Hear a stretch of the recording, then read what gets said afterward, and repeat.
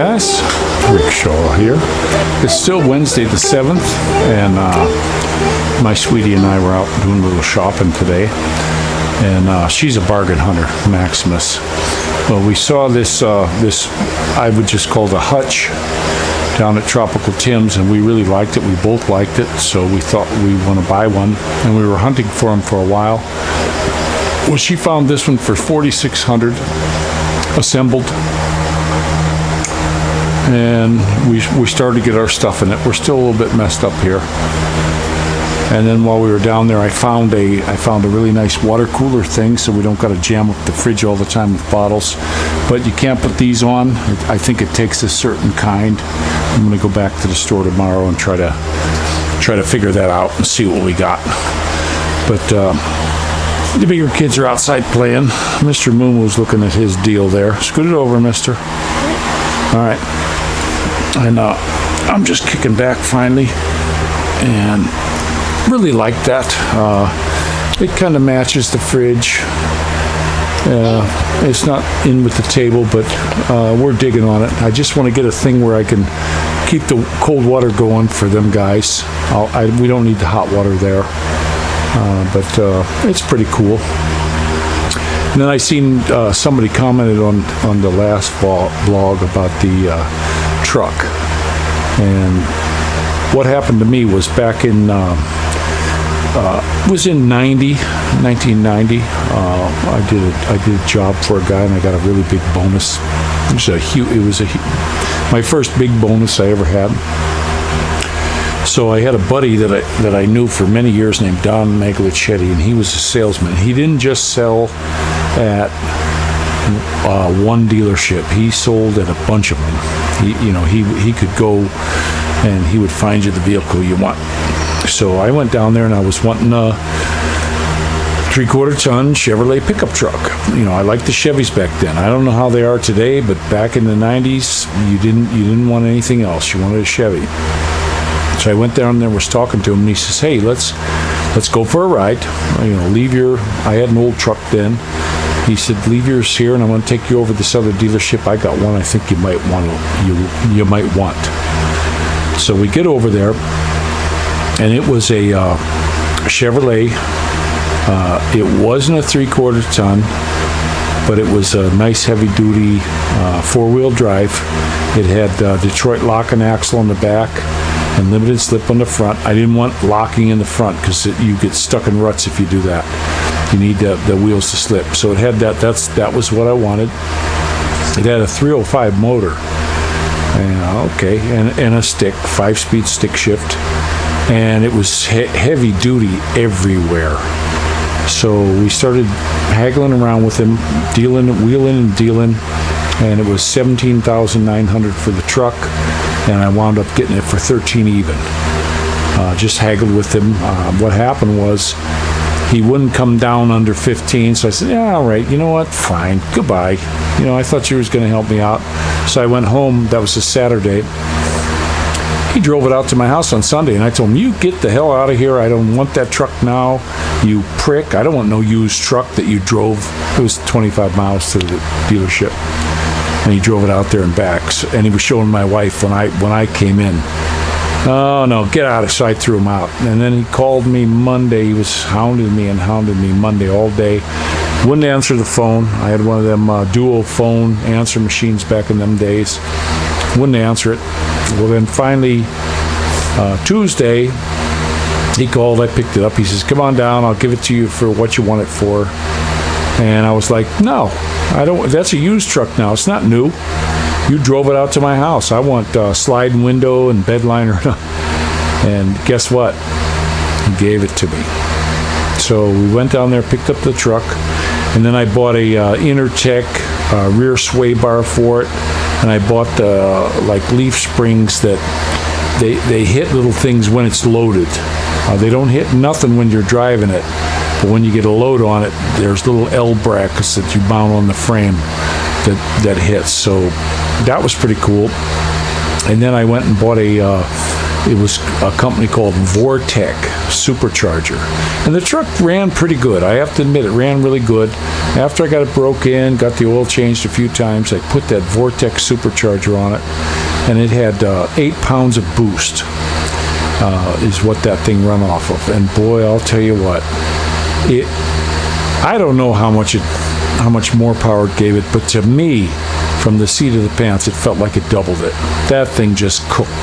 It had power on tap whenever you wanted it, and if you wanted to get on the highway, throw it in 5th gear and just cruise real easy, that thing was smooth.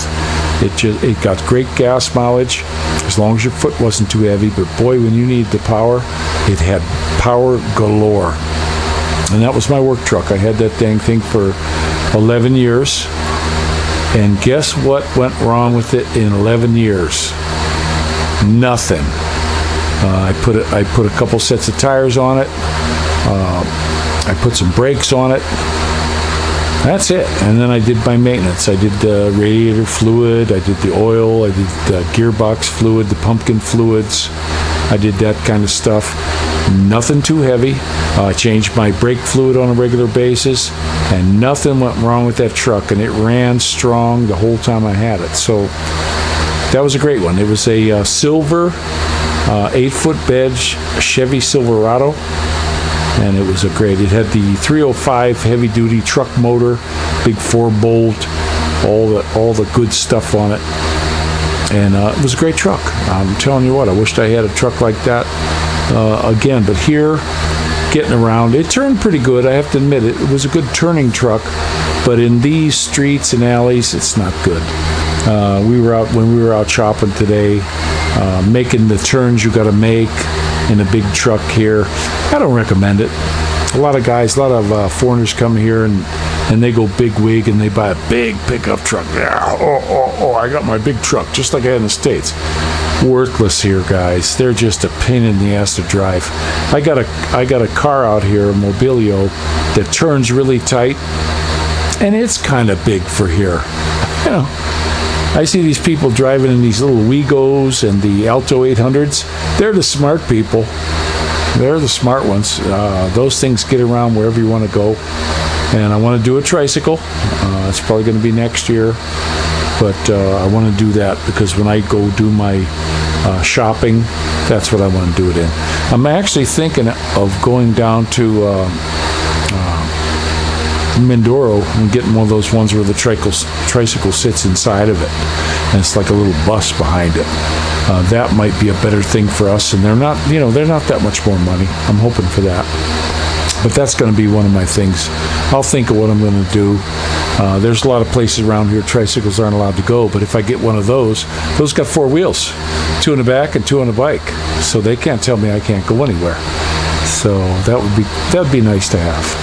But we got our really cool Hutch and Tropical Tim.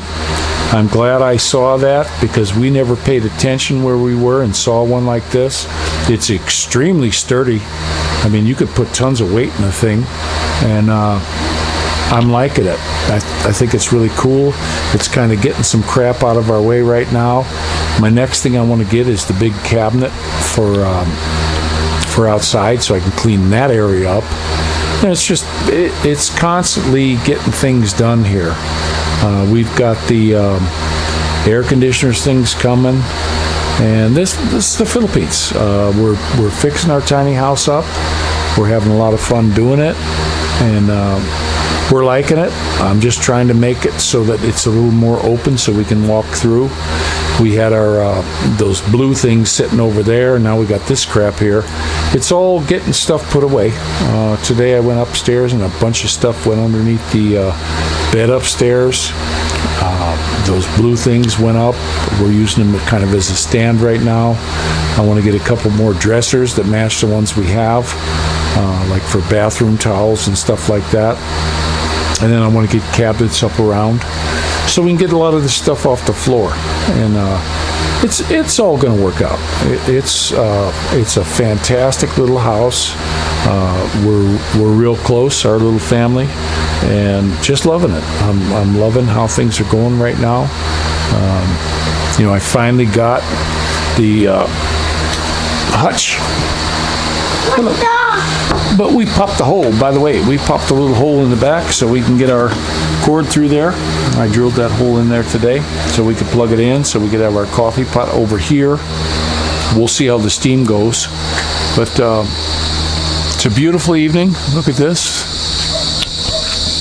It was a magnificent day all day. The bigger kids are out riding their bikes all over the place. They'll be coming in soon. And we'll have something or other good to eat. And you guys take care. Don't forget to pray for each other and pray for all you know. Pray for your leaders. Pray for all these people. Praying's easy. You can do it, no problem. The good Lord will listen to every single one. I don't know how he does that personally, but he does. He hears every prayer. I know he's heard all mine. He ain't going to answer them all the time like you want him to, but he gets her done. Guys, take care now, yeah?